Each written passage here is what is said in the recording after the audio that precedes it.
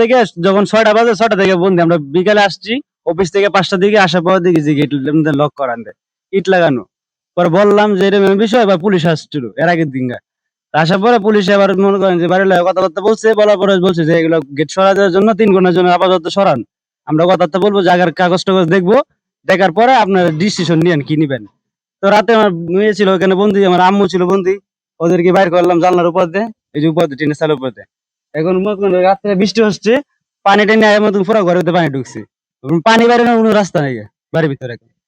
এখন আমার বাড়ি হলে উপর দিয়ে বাড়ি, টিনের চালের উপর দিয়ে, এছাড়া বাড়ির মতো রাস্তা নেই। মইদে উঠি আবার মইদে আমি কালকে ওই রাস্তা খোলা আছে, দুপুরে আদি রাস্তা বন্ধ করে দিছে, গিয়ে পর্যন্ত এই রাস্তা খোলা আছে, দুপুরে আদি রাস্তা বন্ধ করে দিছে। বন্ধ করে দিলে আমরা মইদে উঠি, মইদে আমি এই বউ ফুলাবান সবে আটকা আছে রাইতে, এটা মইদে টিনের করে চালের করে লামাইছি।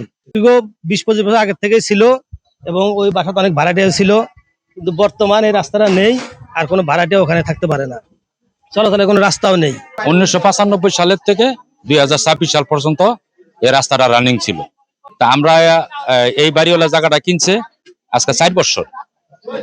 এই 4 বছর হওয়ার পরে দেখিয়া তারপর 2.5 বছর চলছে ভালো, এই 1.5 বছর ধরে সে রাস্তাটা বন্ধ করে দিছে। তো পিছন দিয়ে একটা ড্রেনের উপর দিয়ে মানুষ আসা যাওয়া করতো, 11টা রুম। এই রাস্তার উপরে আবার গ্যাসের লাইন আছে, কারণ এটা তো আপনি জানেন যে বাংলাদেশ গভর্নমেন্ট নিজের জায়গা ছাড়া কোনো গ্যাসের লাইন ফালানো হয় না, অথচ নিজের জায়গা আছে বিদেশে এখানে গ্যাসের লাইন দেওয়া আছে, পানির লাইন দেওয়া আছে, সরকার দেশে গ্যাসের বিল দেওয়া হইতেছে, আমাদের হোল্ডিং ট্যাক্স দেওয়া হইতেছে। এই বিগত বছর দিয়ে সরকারকে যেটা নিয়ম মাফি সেভাবে এই বাড়িওয়ালা চালায় যেতেছে। এটা হলো আমার পাশের বাড়ি, আমি জানি 30 বছর ধরে রাস্তাটা খোলা ছিল।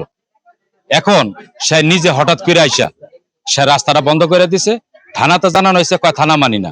কোর্টে গেছি, কয় কোর্টে মানি না। কোর্টে আমার একটা উকিল আছে, দরকার ম্যাজিস্ট্রেট কিনা ফেলাইবো, টাকা যত লাগে সব সাই দিবে, সে কোনো বিচার আচার মানে না। আমাদের লোকালি ভাবে যে স্থানীয় যারা নাকি বিএনপির সম্মানিত সভাপতি, সেক্রেটারি এবং নেতৃবৃন্দ যারা আছে তাদের কাছে আমরা গেছি, তারা বললো কাগজ দেখিয়া যা এই রাস্তা এটা আপনাদের কিনা জায়গা, এটা কোনো দান করা জায়গা না।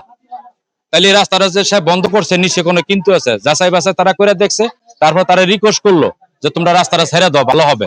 সে কারোর কিছু মানে না। পরে বললো যে দেখেন আপনাদের দরকার টাকা আর আমি দিব টাকা। ওইখানে ওই কাপাসিয়াতে তারা বাড়ি কিনছে, টাকার হনদি টাকার দরকার, আমি টাকা দিয়ে দেবো, তারা বাড়ি বেঁচে যাবে। হ্যাঁ, এখন টাকার মালিক হয়ে গেছে। এইখানে আমার আজকে সমস্যা হচ্ছে, আমার এখানে রাস্তা ছিল, কিন্তু আজকে 32 বছর যাবত আমি এই রাস্তা দিয়ে আসা যাওয়া করতেছি। আমি 4-5 বছর হয়েছে কিনছি, কিন্তু আমার আগে যারা ছিল ওরা 25 বছর ওরা এই রাস্তা দিয়ে ব্যবহার করছে, কিন্তু বর্তমানে আমার এই রাস্তা পাশের আমার প্রতিবেশী বন্ধ করে ফেলছে।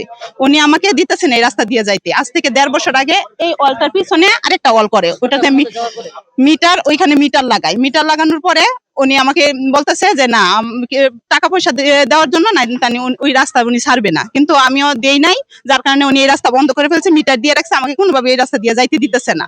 তাও আমি অন্য পাশ দিয়ে আরেকবারই পিছন দিয়ে ড্রেনের উপর দিয়ে হাইটা, ময়লা আবর্জনার উপর দিয়ে হাইটা আমি আমার বাসা দিয়ে ঢুকতাম।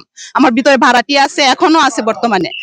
এখন উনি গত শুক্রবার এই এই এই ওয়ালটা আবার উনি করছে, কইটা একদম প্লাস্টার দিয়ে এমন ভাবে বুঝাইতেছে যে এখানে কোনো রাস্তাই ছিল না, কিন্তু আমার দলিতে সবকিছুতে এই যে উপরে তারের সহ লেখা ছিল যে আমার এখানে রাস্তা 3 ফুটের একটা রাস্তা ছিল, কিন্তু উনি আমার এটা দিবে না, এটা করছে। এখন আমার বাসার যে মূল গেটটা ছিল এটা সামনে উনি বরাবর বাউন্ডারি করে দিছে। গতকালকে আসাতে ওনার সাথে কথা বলছি আমাকে রাস্তা দেন, উনি বলতেছে তুই শুধু দৌড়, মানে উনি আমার খবর নিয়ে ফেলবো, এমন একটা পরিস্থিতিতে পড়ছে। আমার ছোট ছোট 2টা বাচ্চা, আমার হাজবেন্ড বিদেশ থাকে, এখন আমার কোনোভাবেই আমাকে ভিতরে যাইতে দিতেছে না। আমার ভিতরে ভাড়াটিয়ার বাচ্চা কান্না করতেছে, এরা ভয় পাইতেছে, কিন্তু সবাই বলতেছে তোরা মই দিয়া অন্য দিক দিয়ে আয়, আমার এটা আমার জায়গা, আমার রাস্তা, কিন্তু আমার দলিলে সবকিছুতে এটা গাওয়া আছে এটা আমার রাস্তা। আমি রাস্তা ছাড়া তোর আমি বাড়ি কিনি নাই। এখন আমি সবার কাছে, সরকারের কাছে, প্রশাসনের কাছে, এখন মানে এই এলাকার যারা গণ্যমান্য আছে, আমি সবার কাছে এটা বিচার চাই। আমি আমার রাস্তা চাই, আমি রাস্তা দিয়ে যাতে করে যাইতে পারি, আমার যেন সুষ্ঠুভাবে থাকতে পারি, আমি সেই একটা পরিস্থিতি চাই। আমি কোনো ইয়েতে চাই না।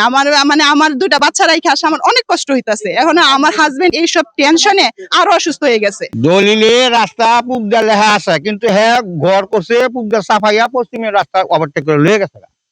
এখন হ্যাঁ পুনরায় দাবি করতেছে যে বইবার দিছি হুইয়া পড়ছে, খারিবার দিছি হুইয়া পড়ছে, বইয়া পড়ছে বর্তমানে হুনের জায়গা দাও।